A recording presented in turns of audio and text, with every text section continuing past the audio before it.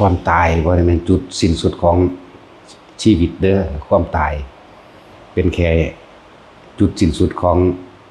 ธาตุทั้ง4ซื่อๆจุดสิ้นสุดของชีวิตเลยคือต้องตายจากกิเลสตัณหาต่างหากตายจากมดอุปทานมดตัณหามดอุปทานมดความอยากใดก็อยากเป็นนี่จังที่สิ้นสุดของการตายนั่นแหละบางคนเห็นป่ะหาอยู่หากินไป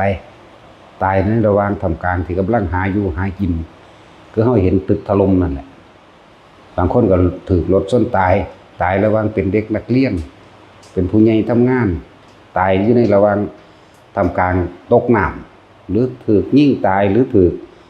หลายๆอย่างขาดอาหารหายใจแต่ความตายในระหว่างร่างกายอันนี้บัดนั้นเป็นจุดสิ้นสุดของชีวิตจุดสิ้นสุดของชีวิตจริงๆคือต้องหมดตัณหาอุปาทานหมดความอยากจังหากจังสิบ่มีการมาตายอีกตราบใดที่ยังมีตัณหาและอุปาทานความเกิดก็ยังมีเมื่อความเกิดมีก็ยังมีความตายจังบอกว่า ทุกคนหาที่พึ่งของตนเองที่พึ่งอันประเสริฐสูงสุดคือธรรมะคือความจริงของทุกชีวิตความจริงที่พระพุทธเจ้านำออกมาแสดงและความจริงอันนี้ถ้าทุกคนนำไปปฏิบัติฝึกหัดในตนเองทุกคนก็สามารถเอาตนเองพ้นจากทุกอันเกิดจากความเกิดใดทั้งนั้นสามารถเข้าถึงความสิ้นสุดของการเกิดสามารถเข้าถึงความสิ้นสุดของชีวิตชาติแปลว่าเกิดนั่นแหละแต่ละคนสิเอาใจใส่ตัวเองขนาดไหนนะหลายคนที่เขามาในสู่ศาสนาที่เขาหาพระอริยะหรือพระสงฆ์องค์เจ้าทั้งหลายส่วนมากบ่ได้เข้ามาเอาธรรมบ่ได้เข้ามาหาหนทางพ้นทุกข์ของตัวเองเด้ส่วนมากเด้ส่วนหน่อยก็มีอยู่ดอกอันที่ว่ามาหาทางพ้นทุกข์ดับทุกข์ดับตัณหาดับอุปาทานหาแนวทางที่สิหยุดการเกิดของเจ้าของเองก็มีอยู่เปรียบเทียบเท่ากับเขาโคส่วนผู้มาหาเพิ่มทุกข์ขึ้นมาอีกเท่ากับขนโคบางคนบ่ได้รู้จักดอกพระองค์นั้นเป็นอริยะเจ้าขันใดบ่รู้เวลาไปทำบุญทำทานนำเพิ่นขออายุยืนมั่งขอให้สนะคดีมั่งขอให้ลูกไปสอบได้มั่งขอให้หายจากการป่วยจากมะเร็งมั่งขอให้ได้สอบเป็นเจ้าเป็นนายเป็นคู่เป็นนั่นนี่สารพัดบ่ได้รู้จักความหมายอันแท้จริงของพุทธศาสนาของหมู่พระสงฆ์องค์เจ้าผู้เพิ่นฝึกหัดปฏิบัติตนเองออกมาจากป่าจากเขาเพื่อจะนำความจริงออกมาแสดงชี้แจงแนวทางให้พวกมันปฏิบัติเพื่อให้พ้นจากการเกิดเลยเด้แต่ส่วนมากมันบ่เป็นจังซั่นติสิท่านนั่นสิท่านนี่ก็เพื่อสิขออายุยืนก็มีขอให้หายจากโรคที่กำลังเจ็บกำลังป่วยอยู่ก็มีแม้กระทั่งสนะคดีมันธรรมดาเด้แต่ของเฮ็ดผิดแท้ๆก็ยังสิมาลักษณะคือบูชายัญเนาะ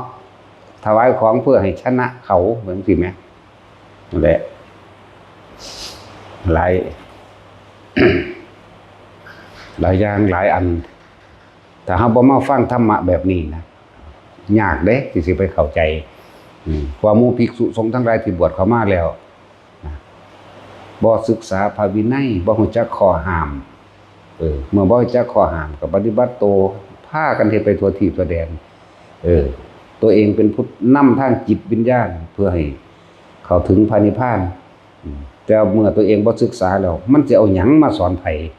ก็เลยเฮ็ดไปต่างๆนานาสารพัดตามคนเก่าคนก่อนที่พาเฮ็ดไว้แต่ว่าทำบุญก็ขอเอาเด้ออธิษฐานเอาเด้อนี่แหมอธิษฐานเอาหยังมันสิไปได้เด้อนี่แต่ตัวเองบ่เฮ็ดเองนี่เห็นบ่มันบ่เข้าถึงหลักความจริงของที่พระพุทธเจ้านำออกมาแสดงตนเป็นที่พึ่งของตนเบิ่งจิตใจของเจ้าของว่าเจ้าของทุกข์เพราะว่าเหตุใดหนทางดับทุกข์เพิ่นก็สอนไว้แล้วทุกข์ดับไปเพราะแบบนี้เพิ่นก็สอนไว้แล้วบ่หุ่นไปหาเฮ็ดอีหยังหลอกลวงคนเบี้ยแก้พ่อแก้แม่มึงบอกมึงสิไปแก้ได้บ่ มันไปแก้ปัญหาอุปทานของคนได้บ่เบี้ยแก้มีดหมอยังอีกรุ่นรวยพันล้านร้อยล้านรุ่นรวยบ่เลิกรุ่นท่านใจจังซั่นแล้วหลอกลวงคนต่อไปเลยเด้นั่นน่ะนั่นแหละแต่ว่าผู้เป็นภิกษุสงฆ์ทั้งหลาย ถ้าตัวเองบ่รู้บ่ถึงนะครับจักเสียยังไปสอนเขาก็เฮ็ดเป็นน้ำเขาเฮ็ดเป็นน้ำโลกเฮ็ดไปตามใจคนทั้งโลกคนทั้งโลกสิมีหยังอยากได้อยากดีอยากมีอยากรวยอยากมีอำนาจอยากชนะบ่ฮู้จักตายบ่ฮู้จักทุกข์สำเร็จถ้าได้บ่ได้ดังใจแล้วก็ว่าเจ้าของทุกข์ถ้าเกิดว่าทุกข์จังซั่นทุกข์จังซี่ก็ว่าผู้อื่นเฮ็ดให้เด้บ่ได้ว่าเจ้าของมาเกิดเองเด้แม่ว่าล่ะจังซั่นแล้วบ่เข้าถึงคำสอนพระพุทธเจ้าเลยบ่ฮู้จักดอกอริยสัจ4เป็นหยังบุถวายเงินดำ20 บาทสาธุเด้อเฮ้ยผู้ค้าถูกลอตเตอรี่แล้ววันที่1ให้เบิดหนี้เบิดสินเบิดทุกข์เบิดยากแต่ผู้ค้าถูกลอตเตอรี่แจ็คพอตนี่สิมาสร้างให้ดอกวัดนี่คุณดีบ่ธรรมดาเด้เนาะคือเขาถามเฮาเด้ออาจารย์ให้ผู้ค้าถูกลอตเตอรี่เด้อที่1เด้อบ่ถ้ากูฮู้จักกูก็ซื้อเอาเองกูสิบอกมึงเฮ็ดหยังแม่นบ่ล่ะก็ว่าความจริงจังซี่เด้อล่ะกูสิให้ถือเป็นบ่แต่กูฮู้กูก็ซื้อเอาเองตัวกูสิไปบอกผู้อื่นเฮ็ดหยังจังซั่นแหละหลายอย่างอยู่ดอกที่ในเมื่อคนที่สืบศาสนาโดยตรงเต็มรูปแบบมันเลยคือหมู่ภิกษุสงฆ์ก็ในเมื่อภิกษุสงฆ์บ่ฝึกหัดตัวเองบ่ศึกษาในตัวเองบ่ศึกษาตามคำสอนพระพุทธเจ้าแล้วก็พากันเฮ็ดผิดนั่นแหละเดี๋ยวก็เบิ่งหมอเบิ่งเลิกงามยามดีแต่งงานมื้อนั้นดีขึ้นบ้านใหม่มื้อนั้นดีดีพอดีแม่มึงบ่จักไปหาฝึกหัดศึกษานี่ก็นี่แหละเหตุแห่งความเสื่อมของคำสอนพระพุทธเจ้าเหตุความเสื่อมของธรรมะเหตุความเสื่อมของพุทธศาสนาก็เพราะว่าภิกษุนักบวชทั้งหลายบ่ศึกษาบ่ทำตามพระวินัยบ่ปฏิบัติตัวเองให้เข้าถึงธรรมบ่เข้าไปถึงความจริงเลยแล้วก็เกรงใจคนพอเขาว่าให้เป่าหัวให้ก็เป่ามั่วไปว่าซั่นมันบ่ได้เป่าเบิดมื้อเบิดเว้นปานนั้นเอาไว้หดน้ำมนต์น้ำมันให้ก็เฮ็ดไปเนาะที่แม้เพิ่นให้สอนแนวบ่ให้กลับมาเกิดอีกคือเด้เห็นทุกข์ในตนเองเห็นทุกข์เห็นเหตุแห่งทุกข์ในตนเอง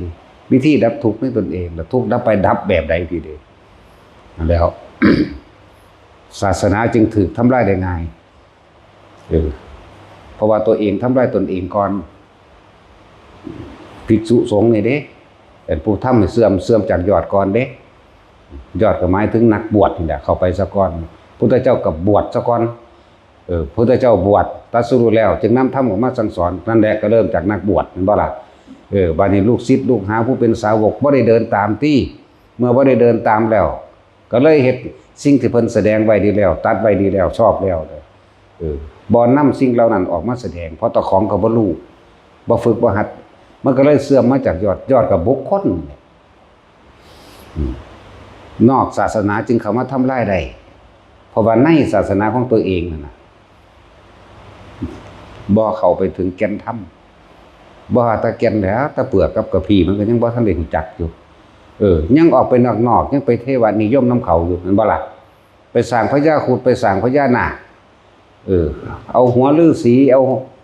หัวอีแข่หัวลิงหัวเสือมาซุบใส่หัวตะของแล้วก็เอาผ้าเหลืองคุ้มตัวเองไว้แล้วเอาหัวอย่างอื่นมาใส่แม่นบ่ล่ะ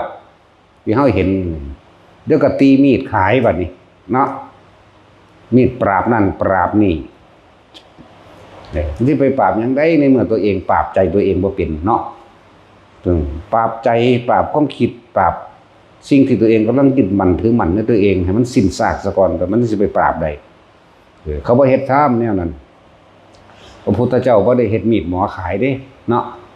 บ่ได้รูปหล่อเหรียญขายบ่ได้ปั้นนาคบ่ได้ปั้นพญาครุฑบ่ได้ปั้นงูหรือสิงโตหรือฤาษีต่างๆมาขายให้ไผเด้เนาะจังซั่นแล้วบ่ได้ดูดวงให้ไผเด้บ่ได้ไปสิทธิ์น้ำมนต์น้ำมันให้ผู้ใดเบิดมื้อเบิดเว้นบ่ได้ไปสักลายให้ไผเด้เนาะมันเฮ็ดโคตรพ่อโคตรแม่หยังเนาะแม่นบ่ล่ะจังซั่นตัวมันเสื่อมก็เสื่อมนำพวกสันดานหมานี่แหละจักว่า นี่แล้วมันกล้าหาญเด็ดเดียวก็ขนาดนี้วะล่ะพวกนั้นยันเขาบาเขาว่ามึงตกนรกมึงบ่ได้รู้เรื่องเด้นั่นน่ะเนาะแต่ว่าเรื่องนรกก็มันบ่เห็นหลอกลวงชาวบ้านกินไปซื่อๆนั่นแหละครับ บ่ได้รู้จักหยังเด้นั่นน่ะดูดวงดูฤกษ์จังซี่ก็เป็นอาบัติปาจิตตีหรือทุลใจหรือทุกกฎไม่รู้รู้จักบ่ล่ะเบิ่งฤกษ์งามยามดีให้เขาแต่งงานเป็นหอดสังฆาทิเศษยังบ่ได้รู้เด้บ่ธรรมดาได้เป็นอาบัติใหญ่หนักเด้นั่นน่ะชักจูงเงินนั่นเอาเงินนี่เหมาะสมกันเด้อจังซี่เป็นหอดสังฆาทิเศษจักว่าล่ะมันเป็นธรรมดาเด้มันบ่ศึกษามันสิเอาอีหยังมาสอนคนก็มันอยากได้หลายกว่าคนธรรมดาอีกเนาะ มันจนว่ามันได้ใส่สุดนี่มาตัวเอาเนาะปั้นนาคปั้นไปหยังเอาไปให้คนทุกข์คนยากเด็กน้อยซื้อขนมกินก็ดีกว่าแม่นบ่แบบปั้นนาคปั้นฤาษีปั้นผีปั้นคุดเฮ็ดกระตุ้ดของขังเฮ็ดนางกวักเฮ็ดหยังอีก คุณเอาพอเล็กไม่น้อยไปเฮ็ดนางกวักกับมันกุมารทองจังสมบูรณ์อำตำหรือซ้ำองค์แดงใหญ่นี่เลยก็เบิ่งว่า คือจังซั่นแหล้วเฮ็ดบักไข่บักเคยเนาะมันเป็นโรคขาดสารอาหารมันสิให้ผู้ใดสมบูรณ์ได้แนวนั้นก็ดีแต่ความเสื่อมถึงเสื่อมจากยอดก็คือบุคคลพระพุทธเจ้าเป็นบุคคลแรกเป็นมหาบุรุษแรกบวชก็มาน่ะนำธรรมความจริงอริยสัจสี่ออกมาสั่งสอนแสดงมีผู้รู้ตามเห็นตามกับบวชมาเหมือนกันจึงนำอริยสัจอันเดียวกันออกมาแสดงสมัยซุมื้อนี้มันบ่ได้ศึกษาบัดนี้เนาะบ่ได้ศึกษาคิดจะเฮ็ดจังได๋ก็เฮ็ดไปตามความเชื่อของเจ้าของเองแต่ว่าบ่เป็นไปตามความจริงแต่เอาความจริงนำมาเว้าอ่ะนี่เด้เว้าอยู่ดีเด้มันย้านไผเป็นอยู่ว่าถ้าเอาความจริงมาเว้าแล้วมันบ่ได้ย้านไผเด้ในเมื่อคนเฮานี่หมดความปรารถนาในความอยากได้และอยากเป็นคำว่าตายนี่มันมีความหมายสำหรับเพิ่นเด้มันเลยบ่ย้านไผแต่สิย้านไผยังภาษาตายก็มันก็บ่ย้านไปแฮงแล้วเนาะฟังดีๆเนี่ยแต่ภาษาตายแต่สิภาษาย้านคนมันบ่มีเด้คนบัดนี้นั่นแหละที่ว่ามันเสื่อมบัดนี้นอกศาสนาเข้ามาทำลายได้เพราะว่าคนในศาสนาบ่แข็งแกร่งพอบ่มั่นคงพอบ่รู้ความจริงอ่อนไหวเป็นน้ำเขาเห็นบ่ซั่นแหละนอกศาสนาเข้ามาทำลายได้เพราะว่าคนในศาสนานี่ภิกษุนี่อุบาสกอุบาสิกาบ่ปฏิบัติธรรมบ่เข้าถึงความจริงเขาก็เลยทำลายได้ง่ายแต่พวกซ้ำใดซ้ำหนึ่งขึ้นมาเราจอบถาวาให้ตะกันเนาะแต่ผู้ใดสอนธรรมะขึ้นมาสิมันด่าพระองค์นั้นด่าพวกนี้โดดมันจังเก่งจังดังเนาะเนี่ยมันเลยเฮ็ดให้ภิกษุกับภิกษุก็ทะเลาะกันบ่แห้งอยู่ดอกเพราะว่าหยังมันบ่ได้ไปศึกษาแนวเดียวกันจังซั่นน่ะแต่ศึกษาแนวเดียวกันก็แข็งแกร่งเสมอกันตัวเอาบ้านละ10องค์กันหน้าพระในประเทศไทยนี่เนาะมันมีว่าละบ้านละ10เนาะอันนี้10บ้านละ1ที่เป็นสั่นเด้10ละ1สั่นแหละตอนนี้พวกเฮานี่คือไผนอกศาสนาเข้ามาได้เพราะว่าคนทางในนั่นบ่ฝึกหัดบ่ศึกษาบ่เข้าถึงความจริงนั้นตนเองไผในแตกก่อนเด้จักบอกไผทางในไผในใจของเจ้าของเองเจ้าของบ่มีที่พึ่งเจ้าของบ่เป็นตัวของตนเองตัวเองที่ว่าบวชตามพระพุทธเจ้ามานี่มันบ่แม่นบวชตามเด้อบวชนำอยู่แต่ว่ากูบ่เฮ็ดตามจักบ่ล่ะพุ่นไปหาเฮ็ดแนวอื่นพุ่นบัดนี้ภายนอกก็เลยเข้ามาได้เพราะว่าคนข้างในบ่สามัคคีบ่เป็นหนึ่งเดียวกันบ่ฝึกหัดตนเองอยากรวยไผอยากรวยมันเนาะโอ้ยก็คิดเบิ่งดีๆในตะกี้เขาเฮ็ดหยังขายแต่ตุข้ามรามเทพเดี๋ยวนี้อยู่ไสเดี๋ยวนี้รุ่นหยังบัดนี้รุ่นรวยพันล้านบ่รุ่นไหนจังนั้นก็เสื่อมไปอีกแต่ทำคำสอนของพระเจ้าอันบุคคลที่สืบมาเสื่อมไปนำเด้ เพราะว่านี่เด้อพากันหลงไหลหยังเอาละเอาผู้ใดก็ได้ผู้ใดบ่ได้ก็แล้วแต่เด้ว่าไพ่อันเกิดจากการแก่การเจ็บการพัดพรากจากสิ่งที่รักอันเกิดจากการตายหรือไพ่แห่งความตายมันมีอยู่กับเฮาตลอดเวลาเด้อนี่คือไพ่ในของเฮาที่เฮาจะต้องสมควรกระจัดตัวเฮ็ดจังได๋ก็ช่างมันบ่อาจสามารถไปแค่เว้าให้ฟังซื่อเฮาบ่อาจสามารถไปบังคับความคิดเห็นของผู้อื่นให้มันเป็นความคิดเห็นตรงกับเฮาได้ดอกฉะนั้นเฮาต้องบังคับตัวเองให้เห็นตามความเป็นจริงตอนนี้โลกกำลังมีภัยเห็นบ่ล่ะซึ่งจริงๆแล้วมันมีภัยมาตลอดนั่นแหละภัยอันเกิดจากความแก่ความเจ็บและความตายนี่มันมีมาตลอดเมื่อเฮาเริ่มเกิดแล้วเฮาก็เริ่มตายเหมือนกันการเกิดคือการเริ่มตายเนาะการพบก็คือการเริ่มจากบ่คนเฮามันบ่จากกันเป็นก็ต้องจากกันตายนี่คือภัยอันเฮาสมควรสิกระจัดทุกข์เกิดขึ้นจากหยังทุกข์เกิดขึ้นจากความยึดมั่นถือมั่นในความอยากได้และอยากเป็นนั่นสาเหตุมันก็อยู่ในนี่วิธีรับถูกเพิ่นสอนแล้วแหละเพราะนั้นจงขจัดภัยออกให้ตัวเองให้มันสิ้นออกจากวัฏฏะสงสารอันนี้อยู่ยากไปเรื่อยๆเด้อ ภัยในพุทธศาสนาหมู่ภิกษุสงฆ์บ่ฝึกหัดปฏิบัติเป็นหนึ่งเดียวกันผู้ปฏิบัติมีอยู่แต่น้อยเปรียบสุดเรื่องว่าเขาโคผู้ไม่ปฏิบัติมีมากดุจดังขนโคความเสื่อมถอยหน่อยลงของความจริงเลยบ่ถูกนำออกมาเพราะว่าผู้บวชบ่ไปเข้าถึงความจริงเลยบ่กล้าเอาความจริงออกมาแสดงมันจะเอามาแสดงได้มันบ่ฮู้มันมีแต่เอาความปลอมเอาความเชื่อว่าเฮ็ดหยังอยากได้หยังอธิษฐานเอาเด้อขอเอาเด้อให้ทานมันก็ยังบอกให้ขอมั้ยแม่นบ่ล่ะอธิษฐานเอาเด้ออยากได้หยังขอหยังตัวตะคนเดี๋ยวก็ไปสร้างกำแพงเนาะเดี๋ยวก็ตัวขายอันไฟผูกแขนตัวขายหญ้าค่าเอามาพันตัวขายเป็นหมากคูนเอาได้พันแม่นบ่ล่ะพุทธาภิเษกนั่นนี่สร้างเหรียญเจ้าของออกมาอีกเด้เนาะสร้างหาสแตกยังเหรียญเจ้าของ มันสิกันพ่อกันแม่มันได้บ่มีจักบอกพ่อแม่คือหยังตัณหาอุปาทานนั่นแหละพ่อกับแม่สร้างปันกันกิเลสได้บ่มันเพิ่มกิเลสให้เขาได้นั่นน่ะเอาไปถือไว้เฮ็ดหยังเดี๋ยวกันหกเฮือนเนาะ หกเฮือนนั่นแล้วจังซั่นแล้ววิปริตสิว่าแบบนี้บ่ละบาดนี่เนาะนั่นแหละแต่ว่าอธิษฐานเอาเด้ออยากได้หยังขอเอาเด้อแต่ของเอาไปขายเห็นหยังคือว่าอธิษฐานเอาเองเนาะจังซั่นตัวพุทธาภิเษกพะนะมันจะเล่นต้นศาสตร์แต่พระพุทธเจ้า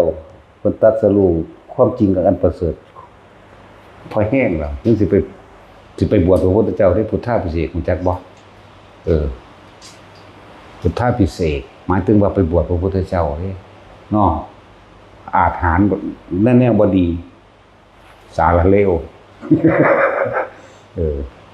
จะไปเสกอีหยังกับเพิ่นแต่ของเอาผ้าเหลืองเพิ่นมาห่มบิณฑบาตขอกินสิไปเสกเพิ่นได้จังได นั่นแหละภัยอันตรายอันเกิดจากภายในหมู่ภิกษุสงฆ์ทั้งหลายบ่ศึกษาพระวินัยบ่ปฏิบัติตนเองถึงเข้าถึงธรรมก็เลยหาแนวจังซั่นแล้วมาหลอกคนเข้าวัดว่าซ่านเฮาก็คือบ่ได้หลอกไผแม่นบ่ซั่นด่าเปงปางก็แล้วก็คือมาอยู่เด้ล่ะแม่นี่เพราะเขาเข้าถึงความจริงของเขาที่แรกฟังที่แรกก็ศูนย์อยู่เด้เนาะคือว่าม่วนเห็นหลวงพ่อนี่มันสั่นคักว่าได้บัดนี้เว้าไปเว้ามาฟังไปฟังมากูเป็นจังนั้นเบิดมันก็ยอมรับกันตัวนะบ่ได้มีเหรียญเด้ล่ะมีอยู่องค์เดียวนึงบ่ได้จักได้ก็บ่ผูกใส่คอเอาไปจังซั่นแล้วเอาความจริงนำไปปฏิบัติตนเองเด้อบ่ได้ไปงมง่ายไร้สาระหยังใดจังซั่นมันบ่มีสาระอีหยังใดจังซั่นรุ่นนั่นรุ่นนี่รุ่นพ่อรุ่นแม่บอกเนาะยังสั่นแล้วมันบ่ได้มีแนวใดกันตายใดเด้อ บ่มีสิ่งใดกันความตายใดบ่มีสิ่งใดกันความเจ็บปวดป่วยใดบ่มีสิ่งใดกันความพัดพรากใดจากบ่ล่ะบ่มีถ้าเฮาปฏิบัติตามพระพุทธเจ้าได้นั่นแหละสิ่งที่กันคือตนเองกันตัวใดตัณหาและอุปาทานจะให้มันมีความอยากได้และความอยากเป็นหมดสิ้นไปจากใจบ่มีเกิดอีกบ่มีทุกข์อีกบัดเนี่ยวิธีเพิ่นก็สอนอานาปานสติบ่ได้สอนยากซะแหมสอนอันเดียวทรงฌานเจริญฌานเพื่อให้จิตมันตั้งมั่นเมื่อจิตมันตั้งมั่นแล้วปัญญามันก็เกิดเมื่อมีความสงบแล้วมันก็เห็นสิ่งที่บ่สงบคือความคิดมันแล่นไปหมุนไปเรื่องนั้นเรื่องนี้เรื่องนี้เรื่องนั้นแล้วมันก็รู้เท่าทันว่าอ๋อกูบ่ไปกับมึงก็แล้วกันหน้าเท่านั้นตัวสมาธิจิตตั้งมั่นเมื่อมันตั้งมั่นดีแล้วมันก็เห็นเองดอกปัญญาก็เกิดตัวบัดแล้วสั้นละนั่นแหละโลกนี้อยู่ยากขึ้นเด้อเมื่อมีแผ่นดินถล่มแล้วก็ยอมถล่มอีกน้ำกับดินสิมาพร้อมกันเด้อต่อไปนี่เรื่องระหว่างกลางพรรษาพวกกันนั่นจะพากันประมาทเด้อภาวนาไว้ผู้ใดมีนามัตถุทองได้แต่นามัตถุพุทธานังกับทองนามัตถุไปผู้ใดพุทโธกับพุทโธไปผู้ใดจับลมหายใจใดก็จับไปผู้ใดทรงฌานเลิศฌานด้วยหรืออันใดๆก็เฮ็ดไปนั่นแหละตายวะตายคือเก่านั่นแหละตายคือเก่าได้เฮ็ดใดก็ดีจักว่าล่ะแต่ว่ามันต่าง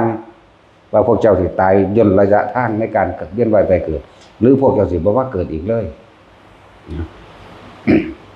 เมื่อแผ่นดินไหวมันเกิดแล้วแผ่นดินตึกถล่มก็เห็นแล้วต่อไปก็ถล่มอีกคือเก่าฟอร์มันนำร่องแล้วนั่นแหละภาคเหนือภาคกลางภาคใต้บ่ปานใดแต่เหนือกับกลางแน่นอนตะวันออกก็บ่ปานใดภาคที่ปลอดภัยที่สุดคือภาคอีสานมวลดินมันมีความหนาแน่นกว่ากันและมีอริยะเจ้าอยู่ในภาคอีสานมากก็อยู่วัง10 องค์อะไรว่าหลายดอกคน7-80 ล้านอยู่10นึงเอาต่างกันบ่ล่ะนั่นแหละ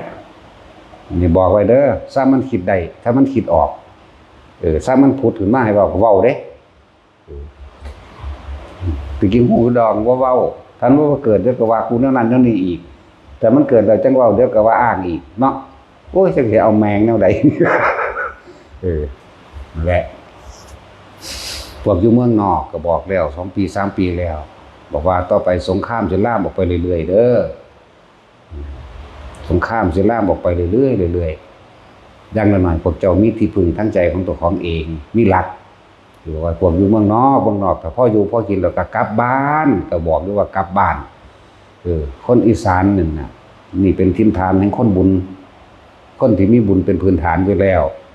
คนอีสานนั่นน่ะกระทั่งได้ก็เอิ้นกันกินข้าวเด้นั่นแหละมีทานมีจาคะมีความเคารพนับถือผู้เฒ่าผู้แก่ซึ่งกันและกันนั่นแหละมีความกตัญญูเป็นพื้นฐานอยู่แล้วเด้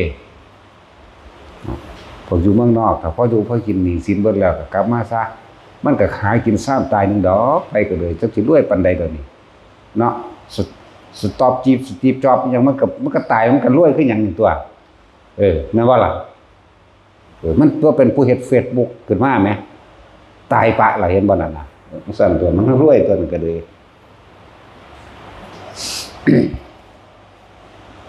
อะไรจังว่าพวกอยู่เมืองนอกทรงฌานเจริญฌานเป็นแล้วจากจุดนั้นล่มเป็นแล้วก็อยู่จังซั่นแหละอยู่ก็อยู่ตายคือเก่าแหละบ่ว่าสิรอดเด้เดี๋ยวนี้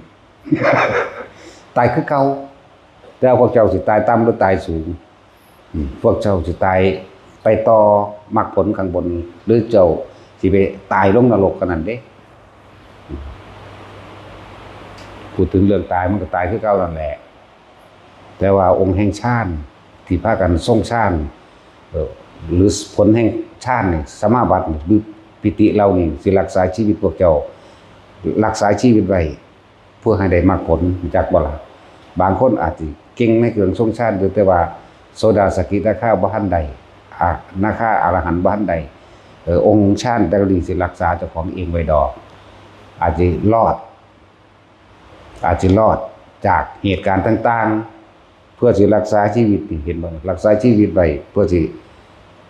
เข้าถึงธรรมได้นะ แต่บางคนสิทรงฌานอยู่นั่นหรือทำให้บ่อยทำมากจะเกิดความไม่ชินแล้ว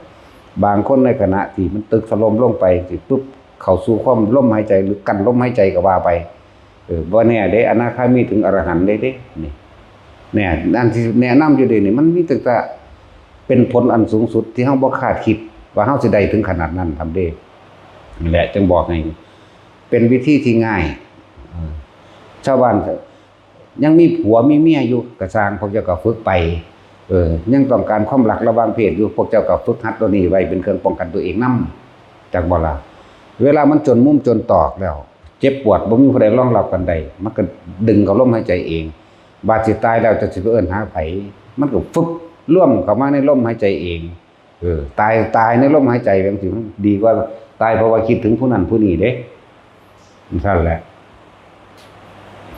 นี่แหละน้ำก็สิไหลแผ่นดินก็ไหวอีกเรื่องช่วงพรรษานี่ถ้าเบิ่งโลดไปหยังเว้าแม่นโลดซะมันได้เว้าตะกี้บ่เว้าเดี๋ยวเขาจะมาขาแห่งสั่นแหละ มันเป็นร่องแล้วเด้อเมื่อมันเป็นร่องแล้วภาคเหนือภาคกลางภาคใต้หน่อยนึงภาคตะวันออกบ่ปานใดภาคอีสานปลอดภัยนะบอกขนาดนี้แหละม้วนดินอีกอย่างหนึ่งก็คือกำลังภาริยะเจ้ามันมีอยู่นะคนได้เป็นผู้ทำลายโลกเองคนได้เป็นผู้ทำลายธรรมชาติเองโลกเสื่อมสลายพังสิยืนยาวหรือบ่ยืนยาวเพราะว่าคนเด้แม่นบ่ล่ะความโลภของคนเด้ขุดภูเขาขุดโลกลงไปเป็นสระเป็นหลุมลึกก็นั่นแล้วมันบ่มีความสมดุลกับความโลภคนเด้นั่นน่ะแม่นบ่ล่ะความโลภคนเด้สระบุรีเดี๋ยวนี้ภูเขามันเสียไปหลายลูกแล้วเนาะแล้วก็ความโลภคนเด้นั่นน่ะทำลายโลกมันบ่แม่นธรรมชาติแบบนั้นเด้ธรรมชาติโดยความโลภของคนได้ทำลายเองจังซั่นอย่าไปโทษแต่ว่าธรรมชาติโดยบ่มีเหตุใดเหตุก็เกิดขึ้นจากความโลภจิตใจของคนนั่นเองมันรู้จักมันบ่มีวันพอนะจังซั่นแล้วอันใดพวกใดเฮ็ดก็เฮ็ดเด้อบ่เฮ็ดก็สร้างเด้เฮาก็ซอยไผบ่ได้คือกันเฮาก็เฮ็ดอยู่ก็ตายคือกันฟังไว้ดีๆเด้อบ่มีไผรักษาไผได้ยิ่งความเจ็บป่วยและความตายนี่บ่มีผู้ใดป้องกันให้ไผได้1,000,000%เลยบ่มีผู้ใดป้องกันความป่วยผู้ใดได้บ่มีผู้ใดป้องกันความตายผู้ใดได้อย่าไปเข้าใจว่าคืออย่างที่ว่าหลวงพ่อช่วยด้วยนี่กูจะซอยไผได้กูก็อยู่ตะกูเนาะห่างเทื่อไปย่างไปเหยียบดินก็โยะลงบ่มันเจ็บมั้ยเนาะจังซั่นตัวหลวงพ่อก็ป่วยคือกันมั้ยแต่ก็สิไปตายคือกันสิไปซอยไผได้เด้อนี่เนาะนึกถึงได้สมมุติว่าตายตอนนึกถึงเจ้าก็ไปสวรรค์นึงเด้แต่ดีอยู่มันไปสวรรค์เฮาก็เป็นหนึ่งในพระรัตนตรัยนั่นเหมือนกันเรียกว่าสังฆานุสติเฮาบ่เอาสวรรค์เฮาบ่เอาพรหมโลกไอ้ฮู้อยู่ก็บอกอยู่ว่าบ่เอาหยังเลยใจฝึกหัดตนเองนักแน่นในลมหายใจกับส่งจุดอนุโลมนี้ให้นักแน่นอยู่หม่องนี้ถึงเวลามันเป็นเอาเองดอกนะบรรลุบ่บรรลุก็สร้างของมันดอกขอให้ลมหายใจเป็นที่หนึ่งจุดอุณโลมอาการปีติหรือเรียกว่าปราโมทย์มีจิตที่ปราโมทย์ช่ำชื่นและเบิกบานตื่นรู้อยู่จังซี่ตลอดนะนี่ตัวนี้เป็นผลของลมหายใจอายุมองนี้เฮ็ดไปจนตายพุ่นละบ่มีผู้ใดบ่ตายเด้สิมาขอพึ่งบารมีหลวงพ่ออีหยังของไผของมันเดี๋ยวมันเอาให้กันบ่ได้แหมเนาะคือเขาว่าเด้อเอิ้นหาแต่หลวงพ่อเอิ้นหาตายบ่ กูสิไปซอยไผได้กูก็อยู่ตะกูทั้งเธอกูก็นอนหลับอยู่คือจังซั่นแหละแหละ พยายามอยู่กับลมหายใจให้ตนเองเป็นที่พึ่งของตนเองนะตราบใดที่เฮาไปยืนมือขอความช่วยเหลือจากผู้อื่นนั่นแหละสิมันสิพ้นจากทุกข์ได้จังได๋มันคาคิดแต่ว่าผู้อื่นสิซอยแหมนำบ่ล่ะพุทธเจ้าเพิ่นบ่ได้ไปพึ่งไผเด้นั่นน่ะให้พึ่งตนเองกับความจริงคือว่าพึ่งตนพึ่งธรรมนี่เอาความจริงเข้ามาพิจารณาในกายเจ้าของเองพิจารณาในใจของตัวเองกายกับใจรูปกับนามนี่แหมพิจารณามันดูแจ้งจนว่ามัน เกิดความเห็นตรงว่าว่างได้โดยความเห็นนี่เรียกว่าสัมมาทิฏฐิเห็นตามความเป็นจริงได้แล้วก็เหลือแต่การอยู่ในปัจจุบันเท่านั้นเด้เข้าใจว่านี่ปัจจุบันคือลมนี่คืออุณโลมนี่เท่านั้นเด้ทำเป็นผู้มีจิตหนึ่งเพ่งอยู่ในอารมณ์ที่เป็นหนึ่งแล้วท่านจะรู้ซึ้งถึงธรรมทั้งปวงเองดอกนะเฮ็ดเอาตัวนั่นแหละผู้ได้ฝึกได้ก็ฝึกเอามันเป็นเครื่องพึ่งตนเองเป็นสมบัติของเจ้าของเองภาคเหนือมีอีกภาคกลางมีอีกเด้อมันได้เคยเป็นมันก็เป็นอีกเป็นระดับบาดไหลไปเรื่อยเด้ออะไรบอกพวกเจ้าพยายามอยู่กับตนเองให้เป็นอยู่กับอานาปานสติคือลมหายใจเข้าออกผลท้องอานาปานสติคือประคองลมหายใจเข้าออกก็เกิดอาการปิติเกิดขึ้นมันก็เลยเป็นปิติปราโมทย์หรือว่าเป็นผู้ทรงฌานเจริญฌานชาภคุโรพยายามหนักแน่นในฌานในอารมณ์ที่เป็นหนึ่งชาภคุนี่ฌานหมายถึงฌานการเพ่งอยู่อันหนึ่งคุนี่คือหมายถึงคารุแปลว่าหนักแน่นให้จิตตั้งมั่นอยู่ในอารมณ์ที่เป็นหนึ่งอาการปิติมันก็เกิดที่ในหันเองและ สติจึงสำคัญสติคือการนึกถึงอย่างก้อนนึกถึงลมเมื่อรู้ลมเข้าออกประคองเอาไว้แล้วเนี่ยอาการปิติมันก็เกิดเนี่ยเมื่ออาการปิติมันเกิดปัสสติมันก็เกิดคือจิตมันผ่อนคลายมันพอไปคิดถึงผู้นั้นผู้นี้เมื่อปัสสติมันเกิดสมาธิมันก็เกิดจิตมันก็ตั้งมั่นเมื่อจิตมันตั้งมั่นแล้วปัญญามันก็เห็นเองนั่นแหละเรื่องใดเห็นตามความเป็นจริงว่าสิ่งทั้งหลายทั้งปวงบ่เที่ยงบ่จีรังจังยืนก็ว่าไปมันก็เข้าสู่สังขารุปเปกขายานก็เข้าสู่คำว่าอุเบกขาเข้าสู่คำว่าเห็นอาสวะแห่งตนเองมันก็ละอาสวะของมันในหันตอนที่มันอยู่น่ะมันละแล้วล่ะแต่เฮาบ่ฮู้จักว่ามันละมันบ่ได้ละด้วยการคิดการบ่นำสิ่งทั้งหลายทั้งปวงเข้ามาคิดน่ะเรียกว่าละบ่แม่นว่าต้องตัดอย่างนั้นต้องตัดอย่างนี้คือแต่อ้วนปัญญาอ่อนก็เลยอธิบายสักกายทิฏฐิแบบละเอียดสิอธิบายอีหยังตายเท่านั้นเนาะเกิดมาตายแล้วมันก็จบแล้วตัวแล้วพวกนี้พวกผู้หญิงจะเป็นประสาทเฮาเว้าอยู่นี่เป็นปีแล้วอันเรื่องนั้นสิเป็นจังสิอธิบายหนังสือมีอ่านจะไปอ่านที่เนาะ พวกเขาอธิบายพวกเขาเอากิ่งบ่แห้งเลยบ่ได้เอาหลักการมาเด้นั่นแหละเพิ่นก็ฟังกันเดียวนี้แหละทั้งอ้วนทั้งประสาทแล่นลงตึก13ชั้นสมน้ำน้ำหนักลดแน่บาดนี้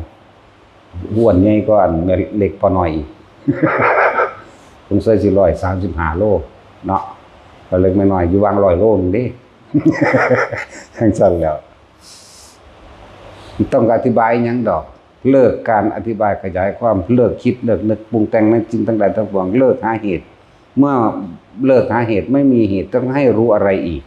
ผลก็คือยุดเหตุได้แล้วหมายถึงดับความทุกข์ได้แล้วเด้มันทุกข์เพราะว่ามันคิดอยากฮู้คำตอบต่างๆนานาสารพัดมานี่เกิดอีหยังขึ้นมีแต่เอาคำตอบคืออยากได้ซื้อมันว่าจังได๋ผิดหรือถูกนี่แหมมันบ่มีผิดมันบ่มีถูกมันบ่ต้องการคำตอบถ้าสิปล่อยว่างจริงๆมันต้องบ่มีเหตุผลเข้าใจบ่นี่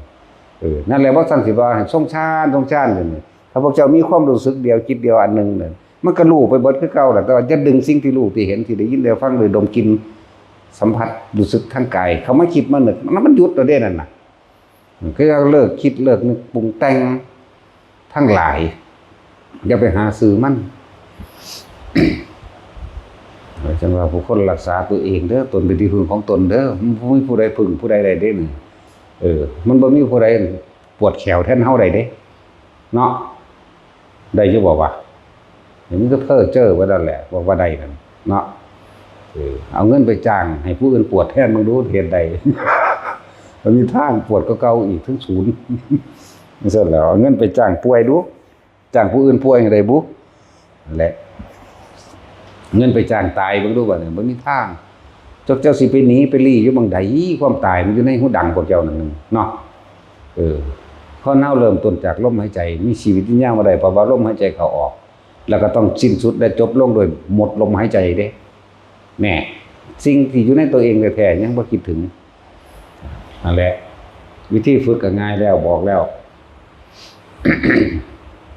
ดูยากขึ้นแล้วเด้อน้ำก็สิหลายปีนี้หลายมากๆมันมีอยู่บ่หนาวเดือน4เดี๋ยวนี้เนาะมันจักว่าจังซั่นแล้วมันบ่มีเด้หนาวเดือน4กับหนาวเดือน5นั่นแหละดินก็เห็นแล้วนี่ดินถล่มเนาะบัดนี้น้ำได้บัดนี้น้ำแล้วจะดินน้ำไฟนี่เกิดอย่างหนึ่งดอกเป็นย่อมๆมันแต่จังมาล่มทีหลังจังสั่นผู้ได้คิดได้ก็ได้บ่ได้ก็สร้างเด้บ่ได้เงินเด้เนาะ เฮ็ดเอาก็ได้เด้เฮาเฮ็ดก็เฮ็ดเฮาก็ได้ของเฮาเฮ็ดเด้ได้หยังได้ความสงบได้ความบ่คิดมากบ่แม่นได้หยังที่มันเป็นวัตถุสิ่งของบ่แม่นได้รวยบ่แม่นได้ทองเด้อันนั้นมันได้มาคือเก่านั่นแหละมันบ่อยากได้ให้ได้กับแม่จังซั่นเนาะแต่สินเฮา สั่นแล้วถึงว่าพวกหลังจากเฮามุ่งหลังคาโล่งรถเฮาแล้วแล้วก็เฮ็ดที่พักไว้ซะอันพวกของอันสมชายมันนั่นนะพากันงานมันก็เบาระบางลงก่อนเฮ็ดที่พักของคนอื่นพอคนอื่นไหลเข้ามาจากเทิงอุทกภัยจากเทิงธรณีภัยนั่นแหละอย่าลืมเด้อันมันมีอยู่แล้วล่ะเล็งปลูกหมากไม้เนาะอยู่เนาะกินไว้คนปั่นกันกินบ่หยังเนาะ นี่เว้าความจริงเด้อบ่ได้นั่นเด้แต่ว่าคือว่าล่ะว่าเฮาเห็นอยู่ผู้เดียวจักสิเนาะกับไผเวลาเนาะเดี๋ยวบางคนนั้นคนนี้ซึ่งลึงอยู่บ่มีสมองจักคนเอาโลด ว่าแต่ว่าเดินไปเนาะเดี๋ยวบางคนก็ซึ่งลึงอยู่ว่าโอ้ยเนาะ เพราะฉะนั้นเฮาสิปลูกสิ่งที่มันเป็นหมากง่ายใหญ่เร็วบักมี่มักขนุน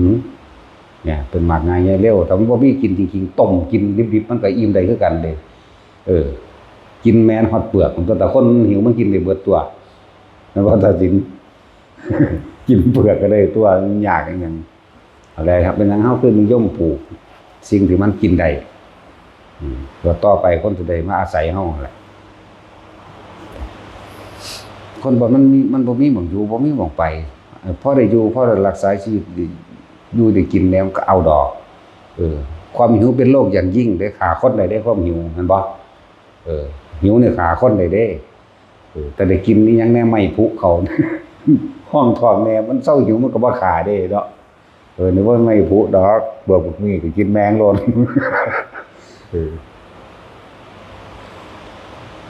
เห็นบ่ผลไม้เป็นทุกชนิดได้ปีนี้เนาะดกอีกต่างหากมีธรรมชาติมันก็พยากรณ์เอาเองดอกผลไม้ดกทุกชนิดเลยหนาวเดือน4เดือน5มันเคยมีมาที่ไหนแต่เมื่อหนาวเดือน4เดือน5นั่นแหละแล้ววางภัยอันเกิดจากธรณีภัยและอุทกภัยตามมาแน่นอนอยู่แล้วอันนี้เฮาเอาตามธรรมชาติที่มันเป็นครับเพราะว่าเฮาบ่มีญาณเฮาบ่ได้ยังรู้หยังดอกเฮาก็ว่าสังเกตธรรมชาติเอาว่าซั่นตัวคือคนโบราณก็สิสังเกตธรรมชาติถ้าหมดคาบไข่ที่ฝนตกแล้วเด้เนาะ จังแล้วก็สังเกตธรรมชาติเอาตัวของเฮาบ่มีญาณนะ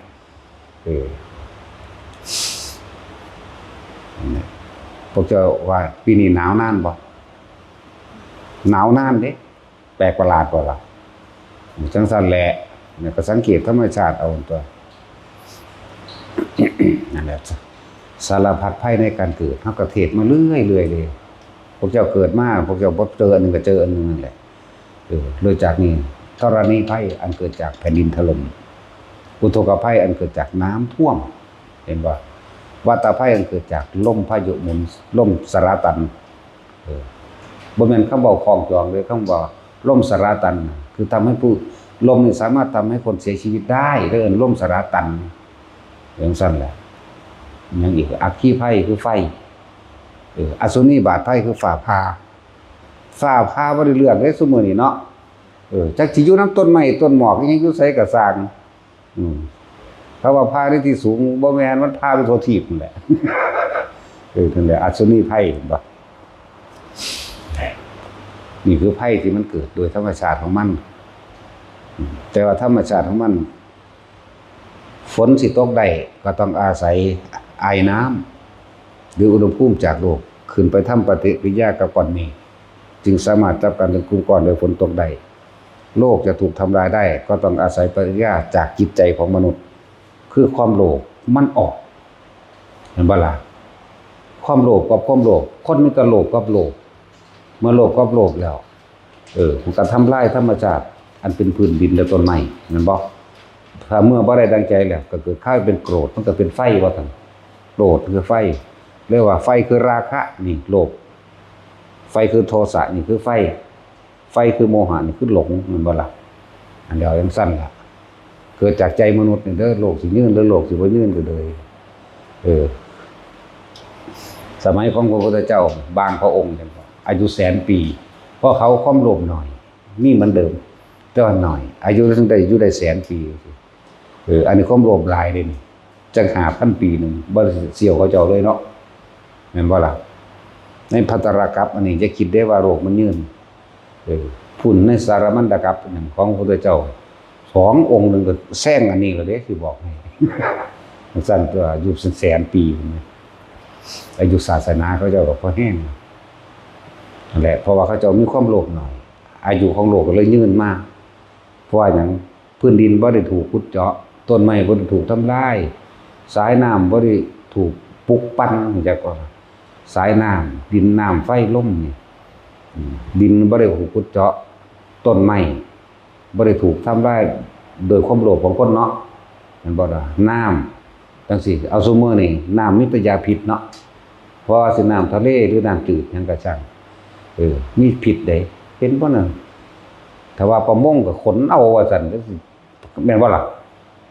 ใส่ลากใส่อวนใส่หยังใส่ยาใส่หยัง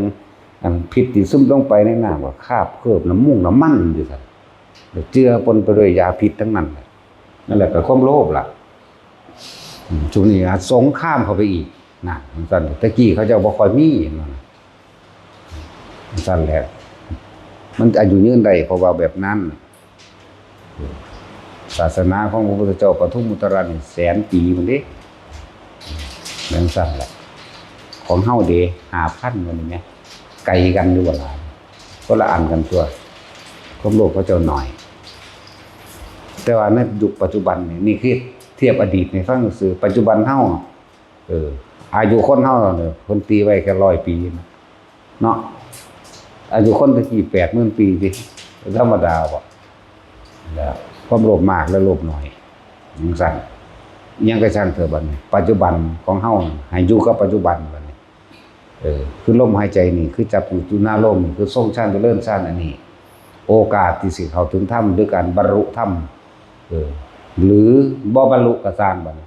คนที่ทรงฌานเจริญฌานนี่อย่างน้อยไปเกิดพรหมโลกอายุมันยืนกว่ากันธรรมปริสัชชาอายุ1 กับ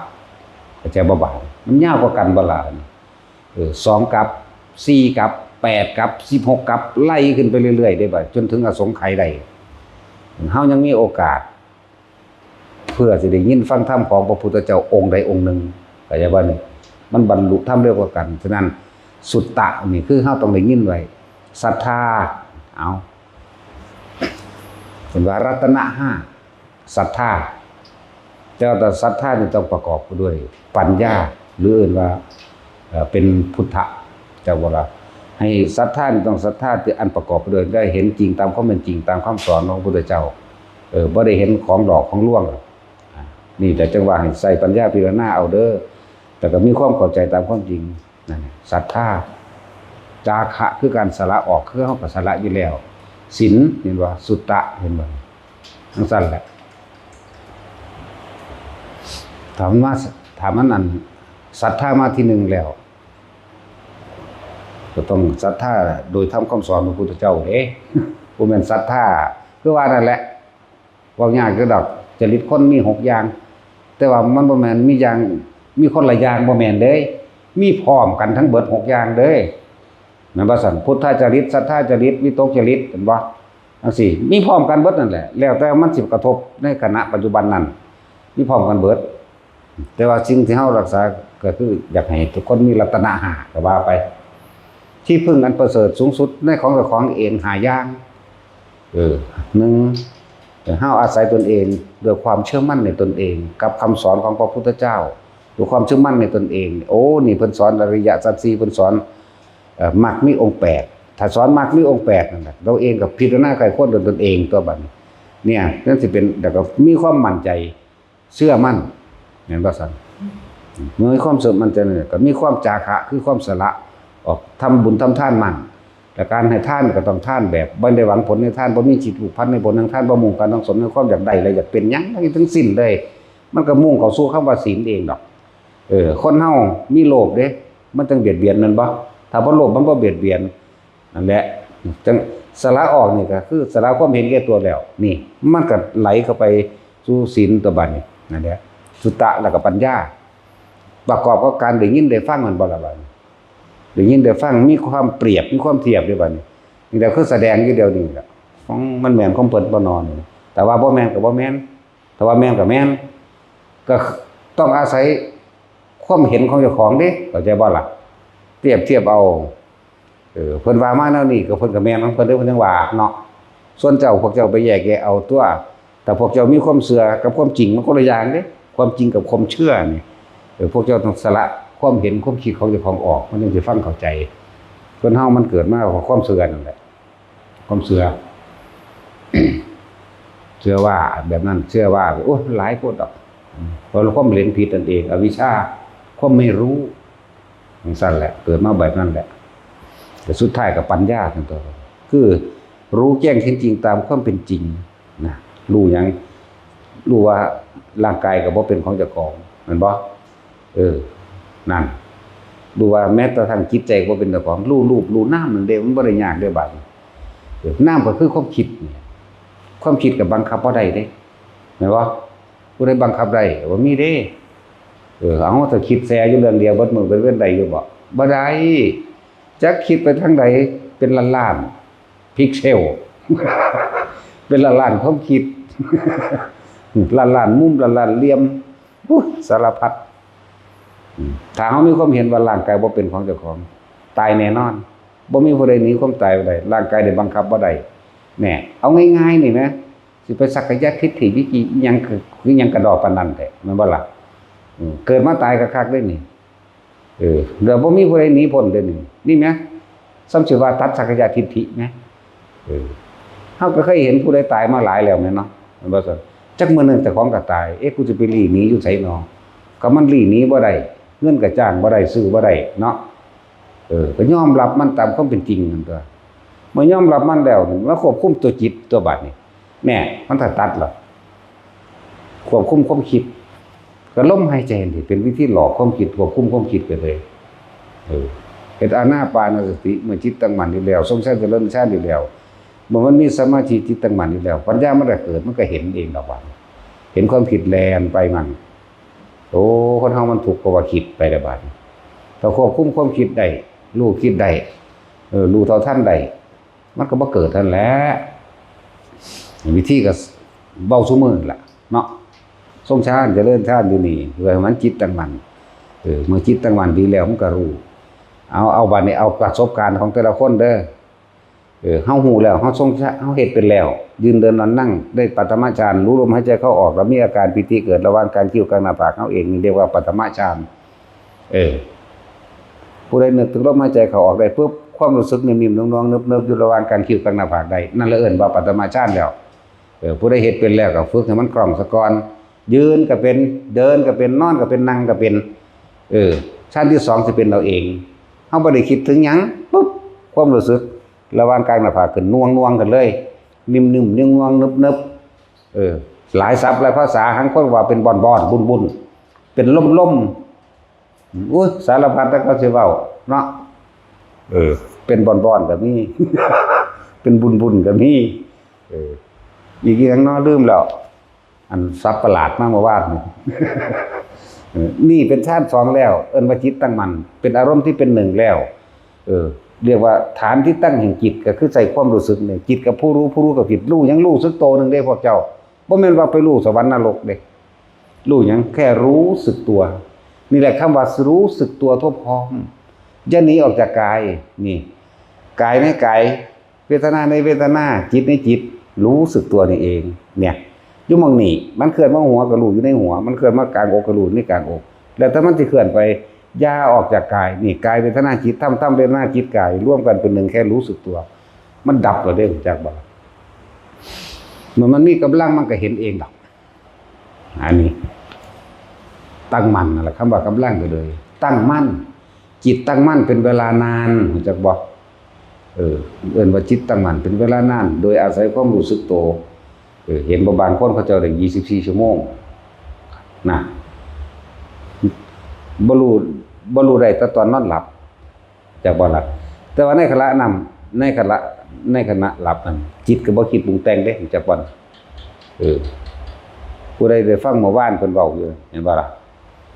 หลับก็รู้ว่าลมหายใจนี่กับอุณาโลมนี่ตีคู่กันตลอดเลยหลับแล้วก็รู้ตื่นขึ้นปั๊บแล่นเข้าเองปั๊บนั่นในขณะนั้นจิตอยู่ไสจิตอยู่ว่างๆจักบ่จิตอยู่ว่างๆความคิดอยู่ว่างๆมันบ่ไปคิดถึงหยังเด้นั่นน่ะจังซั่นแล้ว เพราะงั้นนั่นถ้าเราตายที่เราไปเลยเด้นั่นน่ะจักบ่ล่ะยังตัมมนะคามีนั่นแล้วจังซั่นแล้วผู้ใดได้ฟังตอนกลางเว้นครับเอาไปพิจารณาเอาตัวแต่ว่าได้ความรู้หลายนั่นคือประสบการณ์จริงๆแล้วบ่ได้เว้าศัพท์บาลีเลยมันเป็นแบบนั้นแบบนี้แล้วเว้าไปเลยเห็นบ่จังซั่นแล้วนั่นแหละจริงนั่นแหละแล้วก็อยู่จังซั่นของเราตื่นขึ้นปั๊บมันแล่นเข้าปั๊บเลยเห็นบ่นั่นแหละถึงบอกว่าทำให้บ่อยทำให้มากทำให้ชินทำให้เป็นดุจดังยานญาณก็คือรู้สึกโตตัวเองแต่ว่ามันไปญาณรู้อันอื่นดอกเขาบ่เอาหรอกรู้อันอื่นภาษาจังซั่นและเดินว่าฝึกให้มันชินเด้อโดยศัพท์มันว่าภาษาบาลีว่าวิตกวิจารปิติสุขเอกคตาโดยภาษาเฮาทำความรู้สึกลมเข้าอยู่นี่ลมมันสิเข้าลมเข้ามาสุดอันกระดูกอ่อนนี่มั้ยกระดูกอ่อนดังนี่มั้ยลมมันมาสุดอยู่ระหว่างกระดูกอ่อนดังอันนึบๆอยู่นี่เนี่ยบัดนี้ก็นิ่มๆน่วงๆหรือนึบๆหรือเสียวๆหรือตึงๆหรือโตนๆหรือหย่อนๆแล้วแต่ศัพท์ไผเด้อนี่เรียกปฐมฌานแล้วจิตตั้งมั่นมีอารมณ์ที่เป็นหนึ่งเห็นอยู่แค่นี้แหละฌานที่2เป็นเองคือจังคนเป็นแล้วขึ้นขับรถปั๊บบางทีขึ้นไปจับรถปั๊บเป็นนึบๆขึ้นมาเลยนั่นแหละที่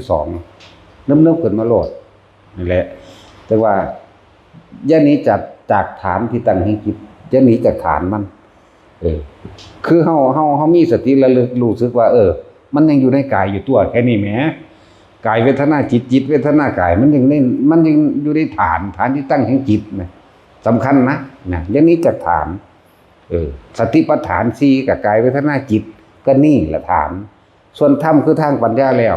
ในสิ่งที่เข้ามากระทบกระทั่งแล้วรู้เห็นเป็นไปคือมันเป็นของมันแบบนั้นก็ว่าไปตัวเฮาบ่คิดนึกปรุงแต่งให้มันเป็นไปดังใจที่เฮาอยากให้เป็นจักว่านี่เอิ้นว่ารู้ธรรมชาติของมันเป็นแบบนั้นตอนนั้นนั่นแหละชั้นที่2ก็คือมีความรู้สึกเกิดขึ้นเลยเพราะว่ามันบ่คิดอันที่3นี่ลึกล้ำเข้าไปอีกปัสสัทธิไปเลยบัดนี้เห็นว่าก็สงบเย็นใจโล่งโปร่งเกิดความเบาโปร่งเบาในกายเจ้าของเองว่าบ่ถูกพวกนี้มันเป็นความรู้สึกที่มีอยู่แต่ว่าเหมือนบ่มีจักบ่ล่ะเคยเป็นบ่แต่สิมันเคยเป็นบ่เนี่ยกับพวกเขาเคยเป็นก็เป็นอยู่แต่ว่ามันเป็นเพราะนานมันเป็นข้าวเดียวมันคือบ่คือผู้เขาเจ้าของในการเข้าฌานออกฌานเด้เข้าออกใน1ใน2ใน3นี่แหมใน4ก็ได้ผู้เขาคล่องนะกำหนดเข้าไปเลยก็ได้แต่ว่าเจ้าต้องเฮ็ดจนชำนาญเด้พวกเขาบ่ทันทำงานกำหนดบ่ทันได้ดอกเพราะมันคาคิดจักบ่จิตเจตนาก็คือตัวกำหนดเจตนาว่ากูสิเข้าบ่มีทางเข้าอันนั้นจนเขาเจ้าชำนาญจังได้อันนั้นได้มีอยู่แต่ว่าน้อยบ่ปฏิเสธอันนี้มีอยู่สูดลมหายใจเดียวดับพึบเขาเดียวตัวดับเบิดโลกธรรมดาบ่นั่นแหละกำหนดเลยพวกเฮาฝึกซะก่อนทำให้บ่อยทำให้มากทำให้ชินแล้วองค์แล้วก็อานิสงส์ของการทรงฌานเจริญฌานเป็นเหตุให้ความสมปรารถนาในโภคทรัพย์ไปพร้อมเด้อคนยังหาอยู่หากินนั่นนี่อยู่พวกเจ้าก็เฮ็ดไปมื้อละ4เทื่อ5เทื่อละนาทีก็ได้ก่อนที่จะหลับนี่นับ1 มีความรู้สึกหน่วงอยู่ในระหว่างการคิวเจ้าของกับลมหายใจใดรับไปเลยอันที่สองก่อนที่จะลุกเฮ็ดแค่2-3 วินาทีก็ได้ว่าแต่มันน่วงเกินพอแต่ที่3เฮ็ดตอนเที่ยงกินข้าวมันต้องพักเที่ยงตัวคนทำงานมันต้องพักเที่ยงตัวเนาะบ่แม่นไปนั่งลี่เฮ็ดหรือว่าไปหลับตาดูท่าเด้ยืนซึ่งลึงอยู่หม้องใดหม้องหนึงก้มเหลือบตาเบิ่งปลายดังของจักหน่อยมันน่วงขึ้นเอาละนี่ยังน้อยๆก็จัก3เทื่อ3 เดือนชีวิตพวกเจ้าสิเปลี่ยนแปลงเงินก็หาง่ายขึ้นใจเจ้าของก็เย็นลงพร้อมอารมณ์บ่ค่อยร้อนการเงินการงานก็ค่อยดีขึ้นมาเอง3 เดือนก่อนเด้บ่แม่นเฮ็ดเดี๋ยวนี้สิเอาเงินล้านคือเพิ่นเด้เนาะพวกเขาเป็นหนี้ล้านเขายังเฮ็ดอยู่2 ปีมันเด้ล่ะอันนี้เขาเอาความจริงอีกแล้วเป็นหนี้อยู่6 ล้านแล้วเฮ็ดอยู่2 ปีแล้วใช้หนี้เบิดเข้าใจบ่ล่ะมีแล้วก็ยังมาเว้าอยู่ได้มื้อนั้นเนาะแล้วก็มั่นใจว่าวิธีนี้ล่ะวิธีอื่นบ่มีอีกแล้วว่าประกาศขายที ที่หม่องหน้าทางลาดยางที่หม่องกว้างหม่องตึกใหญ่ขายของบ่มีผู้ใดซื้อบางคิดว่าเขาสิบ่ซื้อเสือกแล่นไปซื้อมั้ยบ่ได้ซื้อถูกได้บัดนี้8 ล้าน5พุ่นน่ะจังซั่นแล้วบางบ่คิดว่าจะได้ขายมันลี่อยู่พูนมันหกอยู่หม้องอื่นพุ่นน่ะบางบ่คิดว่าสิขายได้เด้อจังซั่นแล้วก็มั่นใจตัวนี้แหละไปกุมซื้อของเขาเฮ็ดหยังหม่องเขาบ่ขายโอ้ยเขาก็ดีใจยังไงบางกูบ่สิบ่ได้ขายจักเบ็ดกูคิดว่าคือขายได้อยู่ดอกจักล้านนึงใช่มั้ยโอ้ไปฟาด8 ล้านกูก็ขายคือกันแล้ววะจังซั่นแล้ว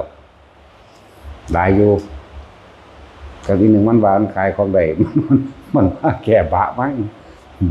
ฮู้ว่าแต่ดูขายอันนี้ได้ดูสิพาหลวงพ่ออีกเพิ่นจังซั่นก็มีนั่นแหละได้หรือบ่ได้มันก็ขึ้นอยู่กับบุญกุศลสูสิสูเฮ็ดขึ้นมาเอาเองเด้อไปก็ดีบ่แม่นหลวงพ่อเฮ็ดให้เด้มันสิเฮ็ดหยังไปได้มีแต่นั่งถ้าเอาเด้อว่าแต่บ่ได้เอามาให้เอาแมงเบิดเด้เนาะก็เป็นความจริงอันนี้ก็เลย นั่งเท้าอยู่นี่แล้วถ้าเขามาซาก็ด่าเขามั้ยเอามาเร็วๆในรถจังซั่นแล้วให้พากันฝึกคนที่เป็นโรคภัยไข้เจ็บอย่างต่างๆบ่ว่าแต่โรคในกายบ่ว่าต่างๆโรคแห่งความโลภความโกรธความหลงเลยโรคอันเป็นโรคปวดหัวอันเป็นโรคไมเกรนมื้อนี้แหมปวดหัวหอยปวดหัวดิบมื้อนี้แหมถ้าพวกเจ้าเฮ็ดแค่มื้อนึงจัก3 เวลาจังว่านะอาทิตย์นึงมันก็หายด้วยโรคไมเกรนแล้วโรคอื่นๆที่เป็นอยู่แล้วมันก็ค่อยๆทุเลาเบาบางลงแล้วโรคอย่างอื่นที่บ่เป็นคน40-50 ปีจังเป็นจังซี่มันบ่เป็นซะเลยเด้บัดเพราะว่าหยังนี่มันมีความลึกลับอยู่ในว่าถ้าเฮาทรงฌานเจริญฌานแล้วบุญนั้นเกิดจากจิตสงบจากบ่นี้บุญแปลว่าความสงบเย็นเด้บุญนั้นเกิดจากความสงบภายในเฮาเองการให้ผลของกรรมต่างๆอกุศลกรรมให้ผลพึบแต่ว่าตอนนี้เฮามีบุญเป็นเครื่องรักษานี่เกิดกลายเป็นบุญญาฤทธิ์จากบ่นี้เจ้ากรรมนายเวรเขาได้บุญเขาหนีไปเขากลับเป็นอโหสิกรรมให้เฮาจาก100 คนก็เหลือ30เหลือน้อยลงการเงินการงานมันก็เลยสะดวกขึ้นอีกอย่างนึงก็พวกที่เป็นญาติเฮาฝ่ายดีมันมีฝ่ายบ่ดีกับฝ่ายดี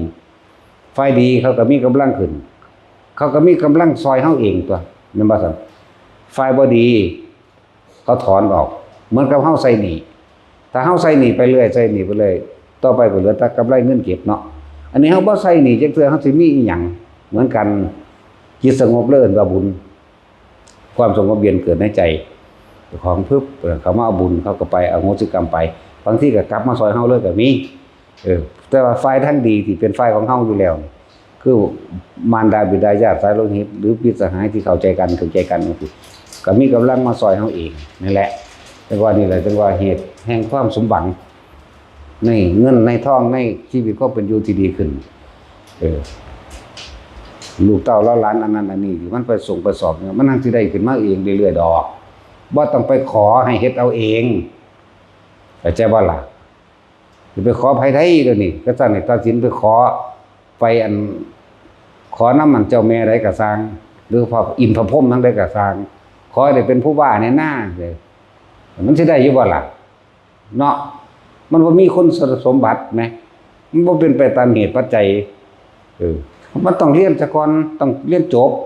ปริญญาตรีโทเอกนะว่าล่ะต้องมีการเรียกสอบแข่งขันจังสิได้บ่แม่นว่าไปขอเอาจากสิ่งศักดิ์สิทธิ์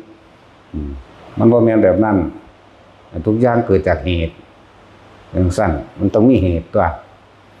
อันนี้ถ้าผู้ใดอยากมีอยู่มีกินหรือร่ำรวยก็ทรงชาติเจริญชาติโดยอันนี้แหละทรงหรือว่าทรงชาติอันนี้แหละโดยอานาปานาสตินี่แหละมันก็เป็นคอยมีของมันเองจะเห็นแบบใจฮ้อนมันมีผล2อย่างเลยทั้งทางโลกทั้งทางธรรมเด่นแต่เฮาชินแล้วทางธรรมเฮาก็เดิมเป็นคนมีสติมากขึ้นระลึกนึกถึงอันใดผิดอันใดถูกอันนี้ประโยชน์บ่มีประโยชน์มากขึ้นเลยสติระลึกถึงตรงนั้นเป็นมีขอบเสียบคมจิตคมใจให้ใจเย็นลงได้จังติดต่อการงานมันบ่ใจฮ้อนใจห้นมั้ยบ่สูญมั้ยคนเฮาเวลาสิไปติดต่องานบ่หันโน่นนี่เด้อมันสิคิดคำนวณไว้ว่าต้องได้แบบนั้นแบบนี้มันบ่มันตั้งหวังไว้มันบ่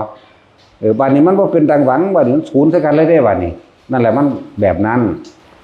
ที่ว่ามันเป็นจังคือบ่สมหวังพวกเจ้าใจฮ้อนเองพวกเจ้าอยากได้ดังที่พวกเจ้าคิดเอาไว้แล้ว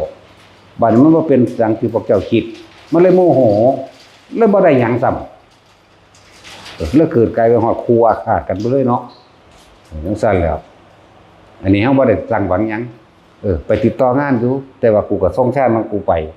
ได้ก็ได้บ่ได้ก็สร้างได้เด้ถ้าเป็นไปจังซั่นล่ะง่ายขึ้นนั่นแหละ โลกบ่ช้ำทำบ่เสียพร้อมและบาดสุดที่พึ่งสุดท้ายบาดพวกเจ้าตกอกตกใจเกิดอุบัติเหตุฉุกเฉินนะ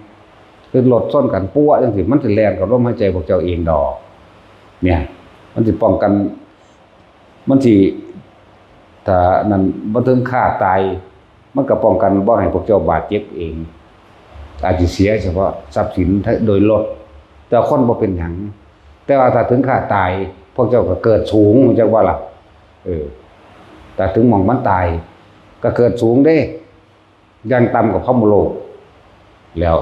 ดีบ่ดีพวกเฮ็ดบ่อยเฮ็ดมากเฮ็ดชินนี่เนี่ยบรรลุธรรมไปเลยก็มีนั่นแหละอานิสงส์แห่งอานาปานสตินี่มันมีผลมากเด้ผู้ใดทำบ่อยทำมากทำชินสามารถจะผลที่จะทำเวทนิยธรรมดำดูอรหันตผลในปัจจุบันขณะมีชีวิตอยู่ทำไว้ในขณะมีชีวิตอยู่ในขณะที่สิ้นชีวิตพอดีตายพอดีก็เป็นอรหันต์นี่อันนี้สง2แล้วอันนี้สง3คือผู้ใดตายโดยมีสติมีลมหายใจเข้าออกเขาคงเข้าสู่อนาคามีสั่นได้ก็สร้างหัวมันตัวมันบ่มาเกิดอีกไหมเนาะทั้งสั่นตัวบัดนี้ย่างต่ำนี่ว่าไว้ย่างต่ำเข้าสู่พรหมโลกนี่ไหมพรหมโลกมันอายุยืนเด้แล้วบัดนี้ผลอันแยกเลยเพิ่นบ่เว้าไว้ดีบ่ได้โสดาสกิทาคาก็ได้อยากว่าล่ะทั้งสั่นตัวรอบัดนี้เฮาฟังธรรมไว้อันมีพระอริยเจ้าบางองค์ขึ้นไปเทศนาข้างบนสามารถบรรลุธรรมได้พร้อมหรือหมู่เทพบรรพสัตว์ทั้งหลายคุยกันสนทนาธรรมกันเองก็บรรลุได้ใครควรโดยตนเองก็บรรลุได้อาศัยพระอริยเจ้าบางองค์ไปแสดงบรรลุได้บางคนอายุยืนไปถึงพระพุทธเจ้าองค์ใดนั้นเกิดขึ้นฟังธรรมทีเดียวบรรลุเลยบ่ล่ะจังซี่เด้มันมีอานิสงส์หลายคือหยังเด้ฟังธรรมก็ดีศรัทธาก็ดีนั่นแหละศรัทธาจาคะศีลสุตตะและปัญญานี่เพิ่นพากันว่าตรัตนะหาบ่อยากเว้าเพิ่นว่าว่าเอาเองทุกคนบัดนี้ตอนนี้เฮามีชีวิตอยู่พยายามทำความรู้สึกตัวในตัวนี้พวกมามื้อนี้ฝึกเป็นทำบ่ปุ๊เป็นหรือว่าล่ะบ่ได้จื้อบ่ได้หมู่นี่ว่านี่ว่าเป็นบ่ใครแน่ซั่นถ้าว่าเป็นดาเด้พวกประสาทบ่เด้ถ้าว่าเป็นซั่นเอาสมาทาน